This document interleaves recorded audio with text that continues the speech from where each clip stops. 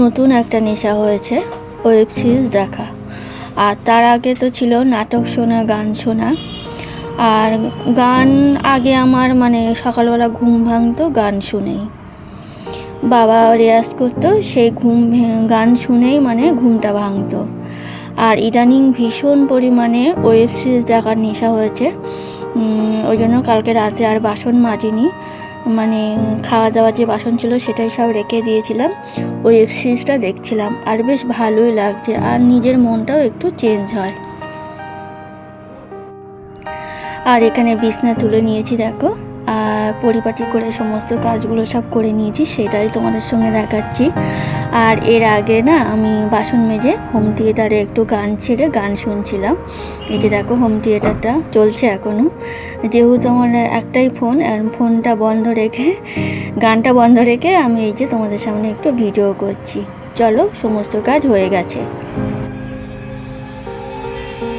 শুভ সকাল বন্ধুরা, কেমন আছো তোমরা? আশা করি সবাই ভালো আছো, আমরাও ভালো আছি। আমি রিঙ্কু আবার চলে এলাম তোমাদের সামনে নতুন একটা ভিডিও নিয়ে। নতুন একটা দিন, নতুন একটা সকাল। চলো, আর এদিকে কাঁচাকুচি ভিজিয়ে দিয়েছি, 1 গামলা মতন ভিজিয়ে দিয়েছি, আরও আছে, কিন্তু আজকে সব একসঙ্গে পারবো না। আর অল্প অল্প করে শীতের জিনিস সব কেচে তুলবো। খানিকটা কাঁচা হয়ে গেছে, সেগুলো সব লাট করে রেখে দিয়েছি। একটা সময় বার করে সেগুলো সব পাটে পাটে ভাঁজ করবো, করে সেগুলো আলমারিতে তুলবো।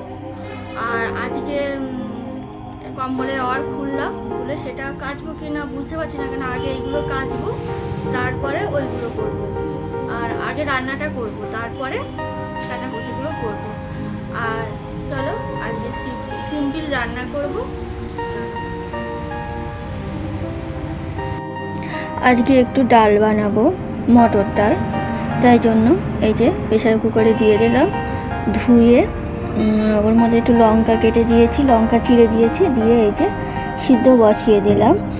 আর এইদিকে ভাত বসিয়ে দিয়েছি, ভাতটা হোক।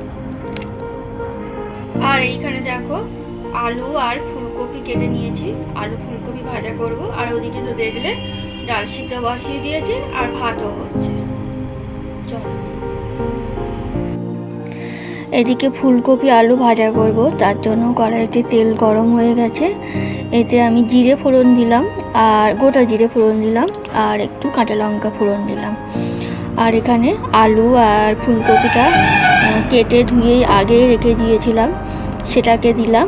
আর এখন একটু লবণ দেব, আর একটু হলুদ দেব, দিয়ে এটাকে ভালো করে নেড়ে চেড়ে, সুন্দর করে নেড়ে চেড়ে এটাকে আমি ঢেকে ঢেকে ভাজা করব। প্রথমে ভেবেছিলাম একটু পেঁয়াজ দেব, কিন্তু দেব না, ভাবছি আজকে একটু এইভাবেই করি, আর এটা বেশ ভালো লাগে।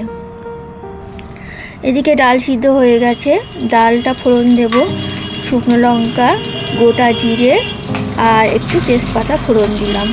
এই ডালটা আগেও তোমাদের সঙ্গে আমি শেয়ার করেছি, তবুও আজকে করলাম আবার।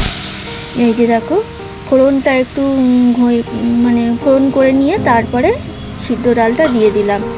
আর ডাল সিদ্ধ হওয়ার পরে আমি ওর মধ্যে একটু হলুদ মিশিয়ে দিয়েছিলাম। তাহলে এখন আর হলুদ দিতে হবে না, এখন জাস্ট শুধু একটু লবণ দেব, আর একটু আদা বাটা দেব, আর কিছুই না। আর এখন একটু জল দেব, কেন বলো তো, এই ডালটা বেশ ঘন হয়ে যায়, ঠান্ডা হয়ে গেলে ঘন হয়ে যায়, ওই জন্য আর একটু জল দেব। আর এখানে আমি খুন্তি বার করে নিই, একটা খুন্তি, যেহেতু ওদিকে ভাজা চলছে আর এদিকে হাতা দিয়েই কাজটা মিটিয়ে দিলাম। এ দেখো, এটাকেও ওই জোর কমিয়ে কমিয়ে আস্তে আস্তে ভাজা করছি। এটাও প্রায় ভাজা হয়ে গেছে, আর কিছুক্ষণ ওয়েট করব, তারপরে এটাকে নামিয়ে দেব। চলো, আর এই ভাজাটা খুব সুন্দর খেতে হয়। রান্না হয়ে গেছে, কেননা ডাল আর ভাজা তো তাড়াতাড়ি হয়ে গেছে, বেশিক্ষণ লাগেনি। আর রাতে কিছু করতে হলে অবশ্যই করতে হবে, রাতে করব যা করার। আর চলো, রান্নাগুলো দেখিয়ে দিই কি রান্না করলাম, আর তারপরে ঘরটা মুছবো আর কাটাকুচি করবো। চলো, মটর ডাল করেছি, তোমরা তো দেখলে, এই যে ঘন ঘন করে করেছি। এখন একটু হালকা লাগছে না? হালকা না, এটা ঘনই হয়েছে, আলু বসে যাবে। আর এখানে ফুলকপি আলু ভাজা, এই যে আজকে দুপুরের এই রান্না। চলো, যেহেতু এখন গরম পড়ে গেছে আর শীতের জামা কাপড় সামনে দেখলেই না কেমন একটা অস্বস্তি হচ্ছে। ভাবছি যে কত তাড়াতাড়ি ওগুলো কেচে কুচে তুলতে পারবো। মানে কিছু কিছু জামা কাপড় তো আমি কেচে তুলেই দিয়েছি, মানে সেইভাবে ভাঁজ করে করা হয়নি, জাস্ট কেচে ওইভাবে রাখা আছে। আর এইগুলো এখনও টুকটাক বাইরে আছে, সেগুলো কাচবো, কেচে তুলে দেবো। না তো এত গরম লাগছে কি বলবো। কিন্তু রাতের বেলা জানো তো আবার ঠান্ডা পড়ছে, তখন মনে হচ্ছে কিছু একটা গায়ে দিই। শুভ সন্ধ্যা বন্ধুরা, সন্ধ্যাবেলা চলে এলাম রান্নাঘরে চা বানাতে। আজ কদিন আমার বেশ মাথা যন্ত্রণা শুরু হয়েছে, সন্ধে হলেই মাথা যন্ত্রণা হচ্ছে। এবার ভাবলাম যে সন্ধ্যেবেলা একটু চা না খেলে না কমবে না, তাই জন্য চলে এলাম এই যে চা বানাতে। চলো চা খাই তো, একটু লিকার চা। আর চাটা হয়ে গেছে এই যে, আর একটু মুড়ি খাবো। আর যেহেতু আজকে ডাল দিয়ে খেয়েছি না, ওই জন্য খিদে পাচ্ছে। তারপরে আবারও চলে এলাম রান্নাঘরে। ওই যে বললাম কিছু তো বানাতে হবে রাতের বেলায়, তার জন্য একটা চপ বানাচ্ছি। আর এটা কিসের চপ বানাচ্ছি সেটা আমি বলছি না, তোমরা শর্ট ভিডিওয়ে পুরো রেসিপিটা পেয়ে যাবে। জাস্ট তোমাদের সঙ্গে একটু শেয়ার করলাম। চলো কথা বলতে বলতে দেখো চপগুলো প্রায় ভাজা হয়ে গেছে। আর একটু লেট করে ভাজছি বাবু যাতে এসে গরম গরম খেতে পারে। আর তারপরে একটু ডিম ভাজা করব।